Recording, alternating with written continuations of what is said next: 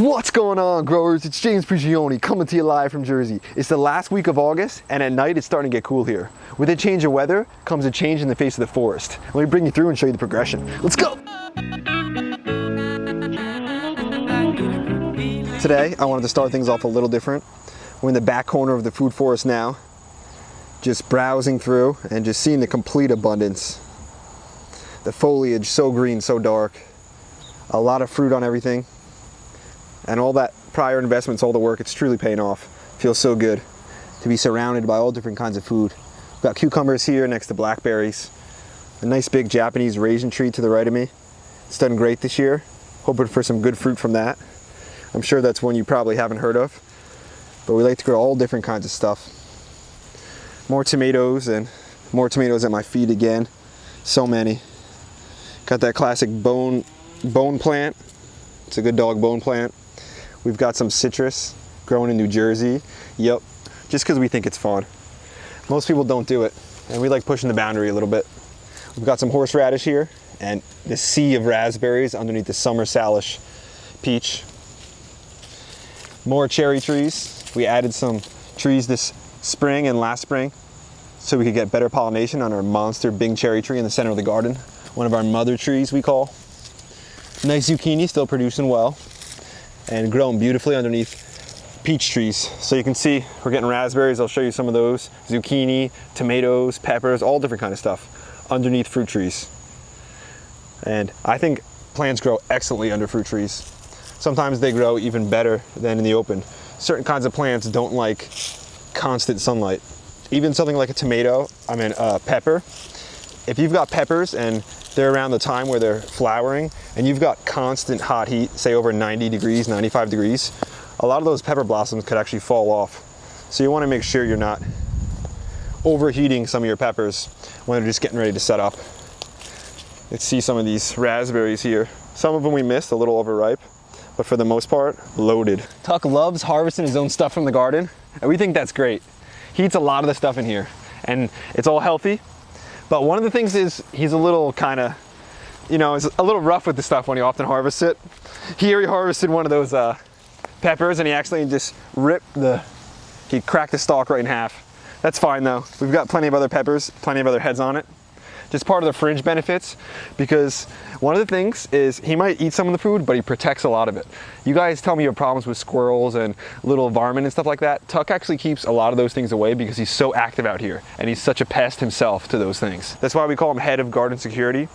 He's been in it for a number of years. We're looking at 7 years running. This place wouldn't be here without this guy. Walking through this food forest, sharing it with you, grabbing the fruit, enjoying it, it's just so rewarding. Especially when you set up a system like this, that when you first start out, a lot of people are doubting what you're doing. If you go to a typical gardener and you ask them, how do I get started? Some people will say, just get a raised bed in and start growing. If you ask a permaculture designer how to get a garden started, how to get growing, they're gonna tell you to get a book probably. Then they're gonna ask, where's the sun? You know what I mean? How can you work with nature? Where's the wind come in? What kind of space do you have? What do you wanna grow? So all these kinds of questions will get us a better idea of the direction we need to go. So we don't want to just do things in straight lines and just follow our own human knowledge when we want to grow food. We want to look out at nature, see how it does it, and learn from that. We're not going to just copy exactly what nature does, because obviously as stewards, we can step in and increase that production. So that's what we're doing as a food forest. That's what we're doing as a designer, and that's what we're doing as a food forest maintainer and one who expands upon it. We're just coming in as stewards, cutting the vines, cutting things down, harvesting the fruit, getting rid of the weeds, little touch-ups for big actually returns. And what I just touched on right there, that's the mind shift that has to happen if you want to do this kind of gardening. You must learn to work with nature. Your perspective has to be different. You can't see nature as something you must fight against and the pests are coming to attack your garden. You need to view the pests as the police force, coming to get rid of unhealthy plants that are trying to reproduce after their kind. You don't want unhealthy plants reproducing. You want the best to continue. So in nature, everything works together for our good. We just need to change our viewpoint, our perspective, and maybe work with nature, with the system, to get the positive outlook. So I know critters coming after your suburban garden. I know you have to fight against that in a sense, but we're not going to be killing any of those things. We'll trap them, or we'll get something like a good dog to keep them away. We don't want to be competing, because the more competition that breeds, in the future, the more we're going to have to compete with that. So it just gets worse and worse and accumulates in almost a domino effect. And you'll notice Bill Mollison talks about this often, and this is a huge important point. The further away you get from nature, or any component that you remove from the system, you then have to replace that component on your own. So if you remove the sun from the garden, you have to become the sun. We don't want to do that. If you remove the mulch, you have to, and just keep the garden covered, you have to come out and water more than usual. You have to weed more than usual, because there's nothing covering that garden.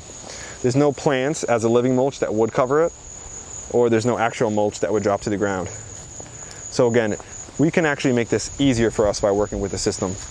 We've got some beautiful echinacea down here. So many raspberries underneath this fruit tree. You see the common theme of raspberries underneath fruit trees. We do that a lot. I'll cut a lot of these back. You see, I haven't even been out to harvest those, but these fresh ones here I'm gonna get. So we've got so many under all the trees. And I like planting a lot of strawberries under the trees too, you'll notice. That's one of my favorite things to do too, because they do well in partial shade. Let me show you a location in the center of the food forest. So this video is gonna be more of a tour. I know I've brought you guys a number of different kinds of videos this year, and I've had an incredible time doing that. But I also wanna stay in my roots a little bit and be able to bring you all along for this progression of the food forest, because I know there's a number of you that either want a food forest or you're growing one.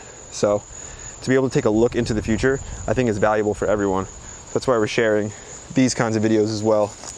And you can see the strawberries have come back and are doing real well underneath the fruit trees, growing in almost pure shade. One thing to note about those strawberries is the way I planted them is a manipulation of time. So I didn't just stick two things in the ground that are gonna fruit and produce at the same exact time, therefore competing for light.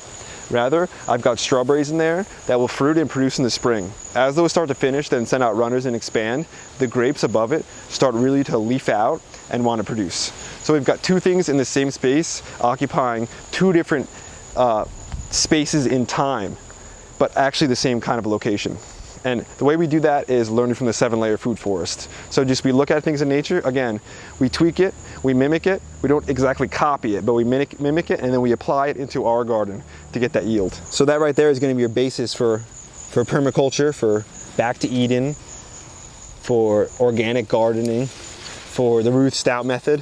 It's working with nature. That's gonna be the overall principle. So once you learn to do that, you're on the right side, like I said, of the way things work. And you can learn every day, because your plants are constantly communicating with you.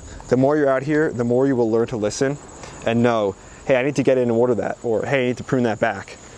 Every year I talk about this, your knowledge accumulates. And with your knowledge accumulating, that'll increase your harvests, because the more you learn, the more you'll be able to grow, the more you're able to harvest. I'm gonna be coming out with a video really shortly that's gonna kind of explain and talk about how all of us could easily increase our harvest just by doing a few simple little things. No matter almost what you're growing, you can get higher harvests. You can see some of the hazelnuts are setting up in here. For the size of this tree though, I'm not happy with how many it has. I'm gonna need to look at that and find out exactly why we're not getting a lot of hazelnuts. Maybe I need to add a different variety. And as you can see down here, more strawberries growing with these zinnias. But these zinnias draw on a lot of different butterflies and pollinators for us into the garden, which we absolutely love. Another young cherry tree we put in, but this peach tree is already shading some of that cherry tree out. I'm gonna need to make some decisions on what I wanna keep or whether I wanna eliminate something. That's kind of the issue you have though when you grow a food forest, guys. You can't be too greedy. I talked about that being one of the mistakes I had made earlier in the year. I wanted everything and ended up with less. So that idea of cutting away actually gives more back. That principle comes back alive, so we need to realize that. We cannot be too greedy. Over here are the raspberries that I love eating personally. My favorite one's the yellow ones. This one's loaded. I gotta get out here and get picking. So good. So sweet. These ones are a lot sweeter in my opinion than the red ones. Let me take you all from the 7-year-old food forest into the new one. The one we just put in a few months ago. And I'd mentioned it, but we're already getting a great harvest from it. Mostly annual harvests, but the perennials are in. They're the foundation, they're setting up. That's what's gonna be giving us a big harvest in the future with little to no work.